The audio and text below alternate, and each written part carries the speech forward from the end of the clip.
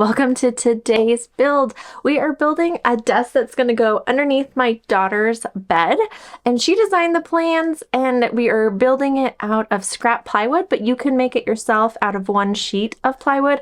It's a super easy, simple build. She wanted to be able to build it herself, so we made it super easy. So let's get into it. I'm out in the garage. I have my daughter's plans that she did up herself for this simple desk build. And I'm just using scrap boards that I have on hand, but I'm gonna have to grab some from up above in the rafters because the ones that I have off to the side are not gonna be long enough. So I need to grab one up above, and then we can start cutting all this plywood. Okay, I looked at all the scraps I have and I'm off. Of course I'm off. I don't have enough. So trying to decide if I can improvise on one of the legs or I have to go to the hardware store and get plywood. So that's what I'm trying to figure out right now. And I'm hoping it's not go to the hardware store, but we'll see. You through how I'm changing up the plans. So this is my daughter's plans. This was supposed to be a long plywood piece to match these other sides. And so what I'm going to do to change it up, and I need to ask her if she's okay with this first, but I'm pretty sure she'll be fine with it. And so what she'll have is the shelf here and the bottom shelf and then the movable shelf right here. But these side pieces on the middle will only go, there'll be an opening down the middle. Hopefully she likes that. If not, we'll have to go get a plywood piece that just fits this section. So we'll find out what she thinks. Let's set up the table saw so it's ready to cut. Waiting on the edge of this moment, holding out for something golden. Found a light on a hill. I was waking up, looking for peace. I like to use these little roller guys. I don't have a big table saw table, so this allows it to roll off the table saw for me. And I usually do 2 to 3 of these guys. So that way it can just nicely come off and I can cut wood by myself. Gotta hold on tight when you find it.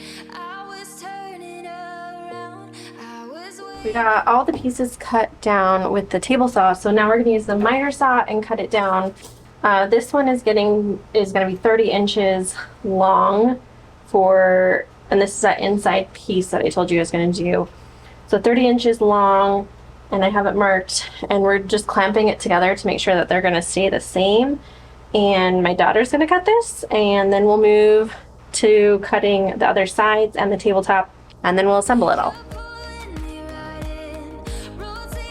Okay, lesson time, because my daughter's cutting the wood for this, and I realized I was telling her how to do it without it being recording that part. It was just recording without sound. So we're gonna do a lesson again, this time with sound. So here we go.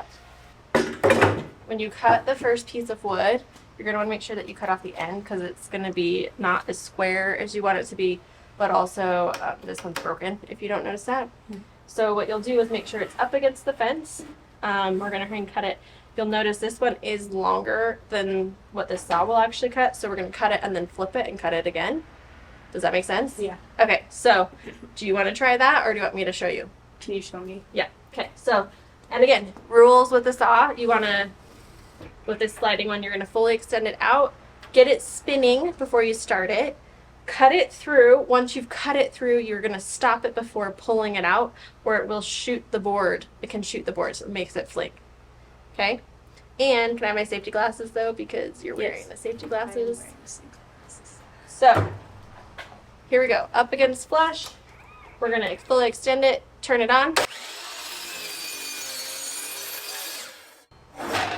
And then it comes up. So, and then we're gonna flip it.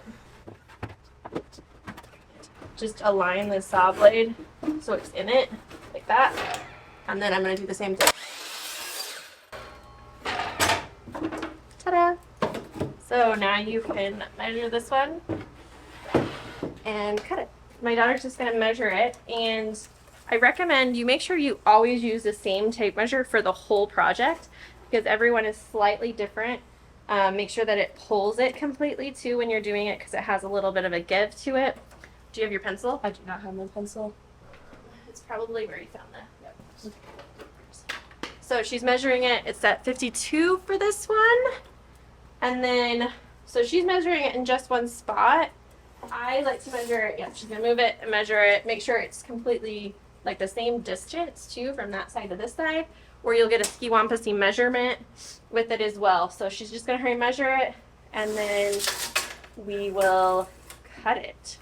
Okay, so do you want to cut it like this, like slide it down and cut it? I want to flip it so I can hold it on the side better. And Yeah. press support over here. Yeah, because if you're trying to hold this side with this hand and you're cutting with this side, like you're getting your fingers in the way and your And arms it's in the way, right? Yeah, so we're going to flip it, right? Yeah. Okay. I'll live the rest of my life. Okay, first off, you need your glasses. But I was going to hurry and say, this is kind of nice because I'm going to get some close-up shots of this because I'm not actually running the saw and trying to run the camera at the same time. So let's hurry and show you how she's marking this up and measuring it. She is going to make sure, because she's saving this side of the board, she wants to make sure that the saw blade is on this side of the line because where's that pencil at? Right here. Okay. So because she's saving this side she doesn't want. So this is the side of the board that she doesn't want. So she wants to make sure that the saw blade is on this side of it and not on that side, or she's going to be cutting off too much. The saw blade itself, I'm going to hurry and show you this. Nobody's got the trigger holding. It is 1/8 of an inch thick. So she has to make sure that she's on the right side of this measurement, and then she's going to cut it. That might be a little too much. And if you want to see too, she's using that little roller thing too to help hold this in place because we don't have a big saw spot for it. And I'm going to mention, I'm noticing something as you're doing this. Pull back up. Does this look like it's flush up against there? It doesn't look like it. So now it is. Okay. So now you're going to keep going. So she's asked me if it looks great, and I'm going to say yes, ma'am. Okay. So, you know the rules. Have your glasses on. Yep. Fully extended. Keep your body parts out of the way.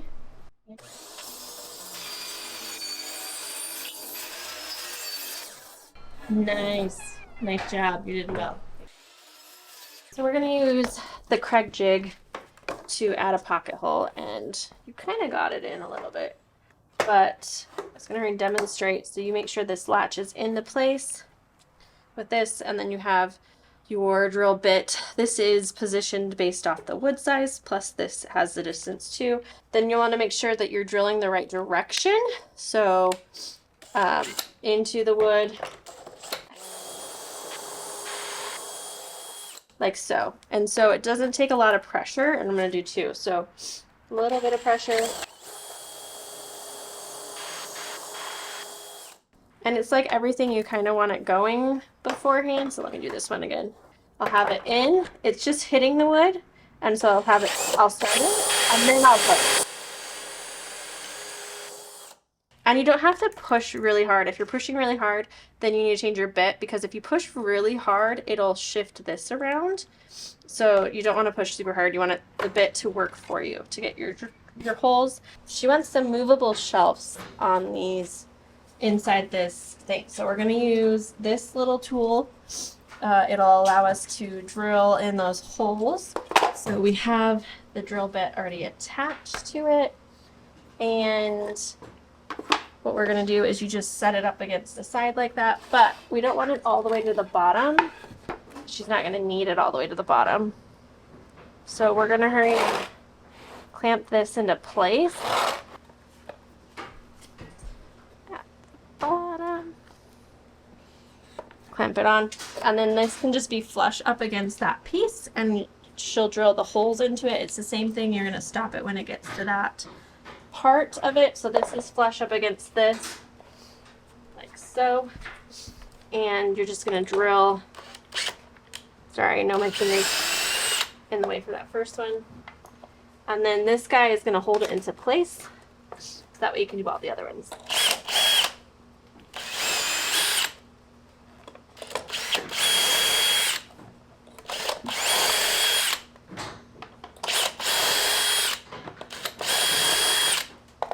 Okay, so you did that one. You'll take it off. You'll have all your holes drilled Now to do the next little section, because we want to go too deep, you're going to put this in again, and you're going to insert it into that last hole that you just did. Then making sure that this is hitting flush, you'll drill all these other holes again.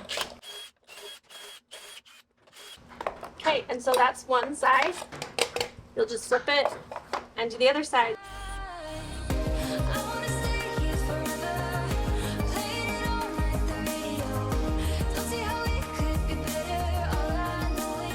Next is sanding. Now, we're using an orbital sander with 220 grit on it. And so what she's going to do is just sand it so it's nice and smooth. It's going to do all the work for you. You don't need to press down on it. It's really just going to do it itself. You might want to bring this up just a little bit because it's grass. But, so here's what you'll do. You'll just follow like a motion. It's good to kind of go with the grain. You don't want to press down on an angle. You want to be as flat as possible or you'll get divots in it or anything like that. So just, here's how you quickly do it.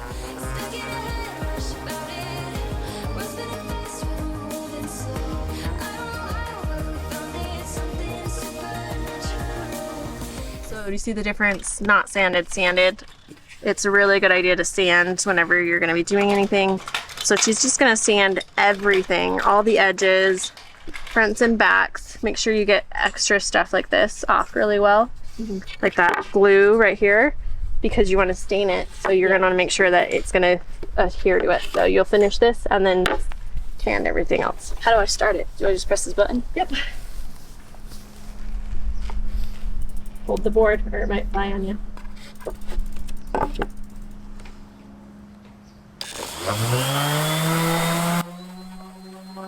Okay, so next up is putting on the veneer edging. Has an iron side.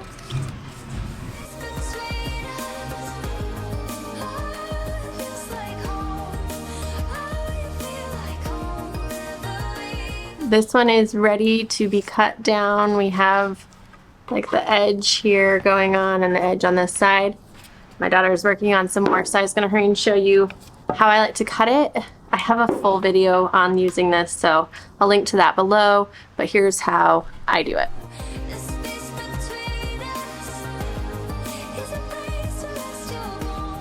Now I have this beautiful finished edge plywood piece. So we're going to continue this and do it for all of our wood.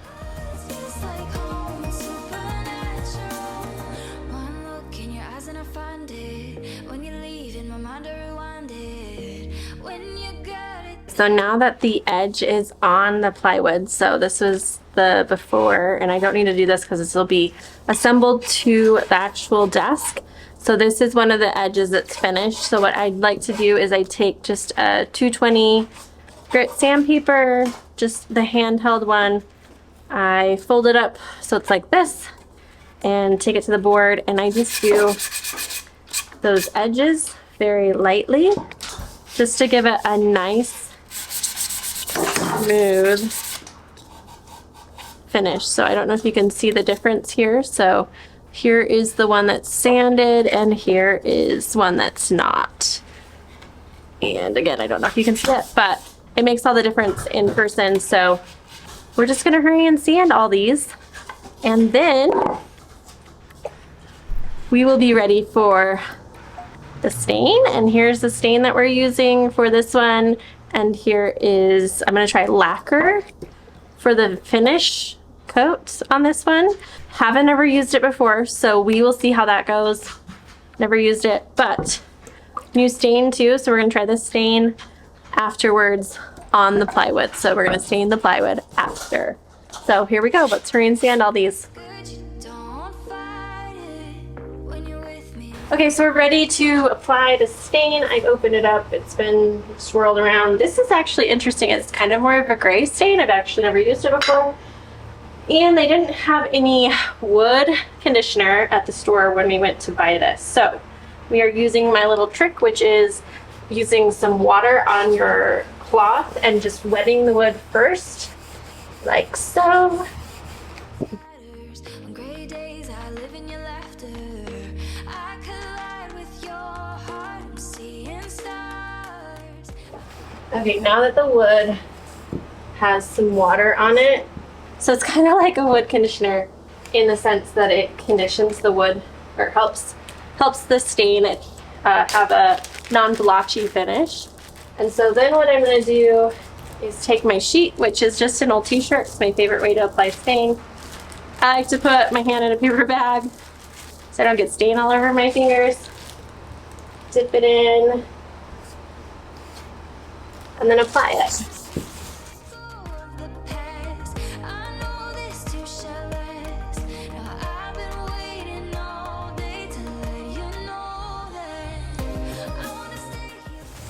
Okay, once I get it on, I take another rag and just wipe it off.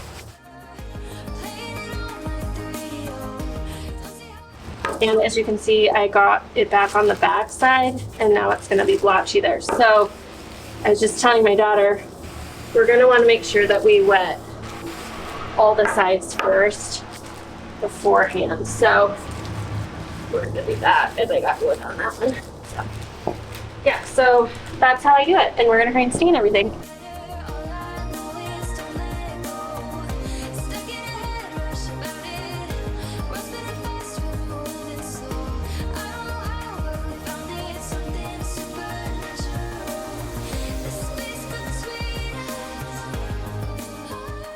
We are ready to assemble this bed. It's been sitting for a couple days, allowing the finish to be able to cure properly. So we're gonna hurry and kind of move some stuff out of the way so that we can find a space for this desk, and then we're gonna build it and put it into its new home. So I have to tell you something. It's either sad or super funny. I find it kind of sad. We bought this lamp from IKEA for our daughter like 2 years ago for this desk that we're building that has taken me 2 years to build.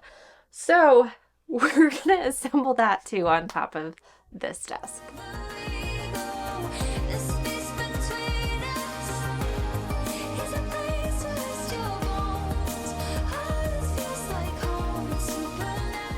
We brought in all the wood, and off of my daughter's plan, she wants a 4-inch gap from the top shelf to the top of the actual desk. And so what we did is we went and got boards that were exactly 4 inches. I don't know if you can see that. So that we can use them as spacers. So we are going to assemble this now. Okay, so we already have, my daughter picked, she wants this part to be the top of her desk, so we're going to place it down first. Because we're having this be down, we want to make sure that we flip which way we want it. So like, she wants her organizer system over on this side, which would be on this side, right? When you're done? Mm-hmm. Yes. Okay, so that end one will just go first. So we'll just position this so it's right on the edge of it. We'll take this piece and we're gonna apply it this way so the pockets are on the inside. And you're going to put wood glue on this right here.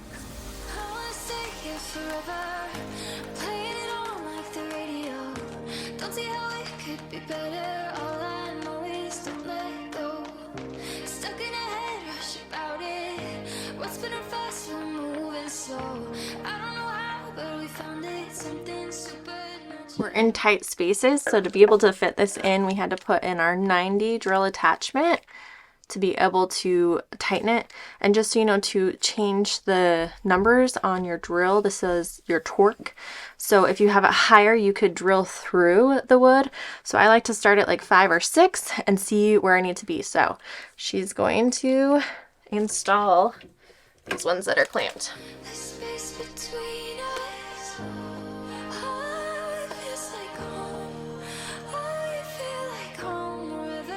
The last piece that we have is to attach the base shelf on here as well.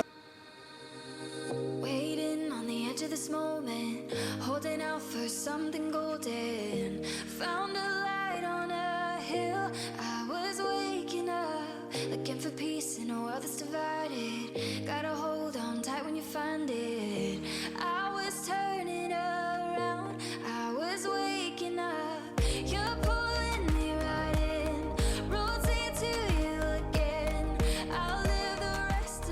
So this end piece, I thought of this after I had been to the hardware store already, but we're gonna get back to the hardware store, get some brackets, some 90-degree brackets, metal ones, and we'll place them right here because right now it's just flappy. So we're gonna make it stable by going to get those brackets and installing them, and then the desk can be flipped over. Here is the corner bracket that we're gonna use on this shelf that is even more crooked than it was before.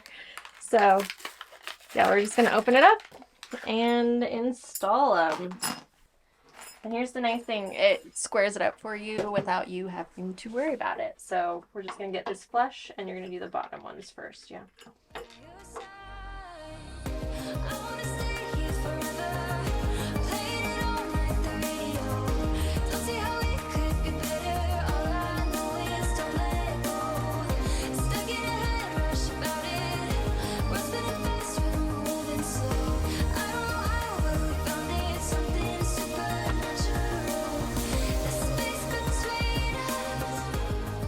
And this project is done. If you enjoyed this project, be sure to subscribe and follow me for more projects like this, and I'll see you next time. It's like